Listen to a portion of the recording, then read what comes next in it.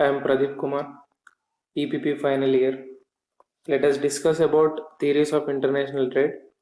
Theories of international trade is classified into classical theory of international trade and modern theory of international trade.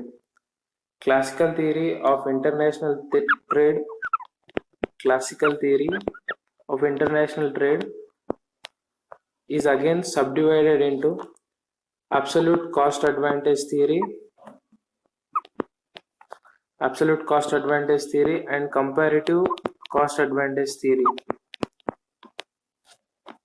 Absolute cost advantage theory is propounded by Adam Smith in 1776 and comparative cost advantage theory is propounded by David Ricardo in 1818. Today I am going to explain about cost advantage theory. According to Adam Smith, the basis for trade between two countries is the differences in the cost of production of the same commodity between the two countries. The country will import the goods if it has cost disadvantage within the country and export that item if it has cost advantage within the country. The important assumptions of absolute cost advantage theory are: there are only two countries. It is assumed that there are only two countries. There are only two commodities or goods. Only two commodities or goods traded between two countries. There is only one factor of production. That is labor. There is only one cost. That is labor cost.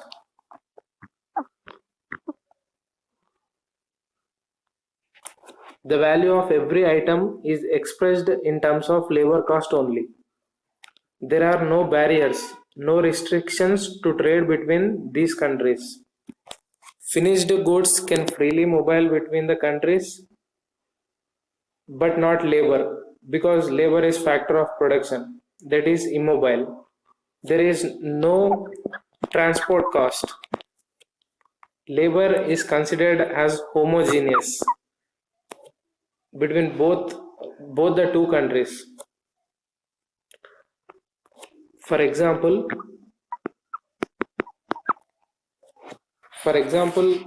let us take UK and Portugal. Here, value of wine and cloth expressed in terms of labor only. Within UK, let us take wine and cloth. Within UK, 5 workers make 1 bottle of wine and 10 workers together make 1 unit of cloth. Within Portugal, 1 bottle of wine is made by 10 workers and 5 workers are required to make 1 unit of cloth.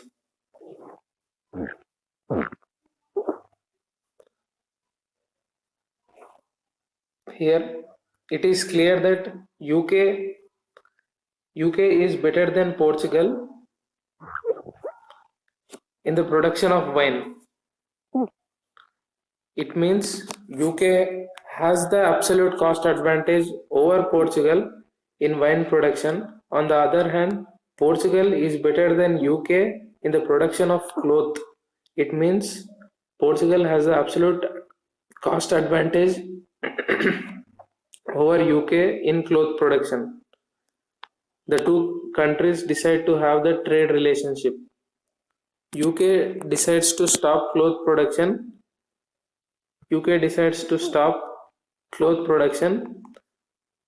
And concentrate only on wine production. Similarly, Portugal decides to stop wine production and focus only on cloth production. wine is exported by UK to Portugal, and cloth is imported from Portugal to UK. This way, the trade will commence between UK and Portugal because of the differences in the cost of production of the two commodities between the two countries. Uh, if we understand that before trade,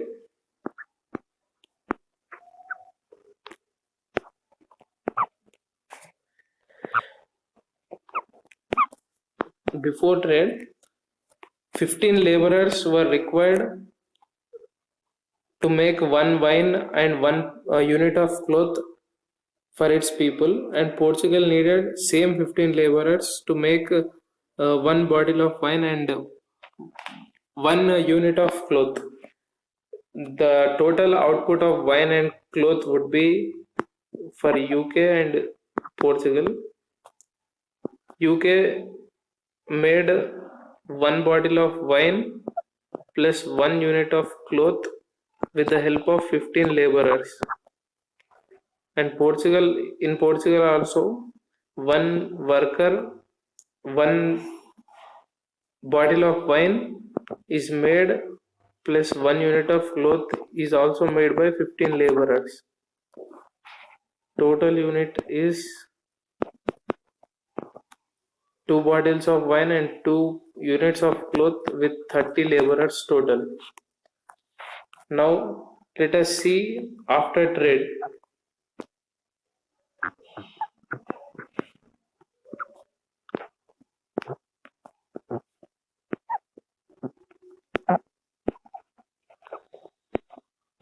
After trade,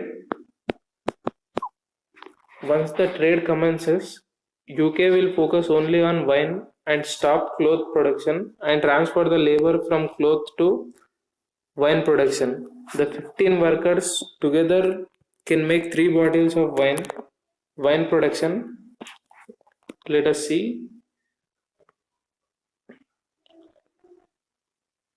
2 bottles of wine is produced plus 1 unit of cloth by using 15 laborers, and 1 bottle of wine plus 2 units of cloth is made use of 15 laborers.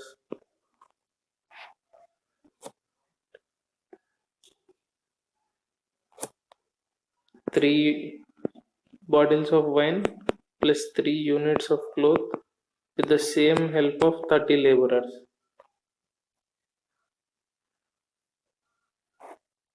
The 15 workers together can make 3 bottles of wine.